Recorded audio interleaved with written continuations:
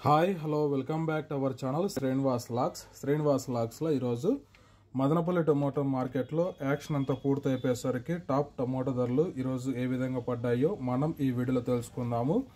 ఈరోజు action పూర్తయిపోయేసరికి Madanapalle tomato మార్కెట్లో ప్రారంభ కాయలు, ఈ పొడి కాయలు, జ్యూస్ కాయలు, అన్క్వాలిటీ టొమాటాలు, ఈ థర్డ్ క్లాస్ కాయలన్నీ 300 రూపాయల లోపు అయితే టొమాటో ధరలు అయితే పలకటం జరిగింది.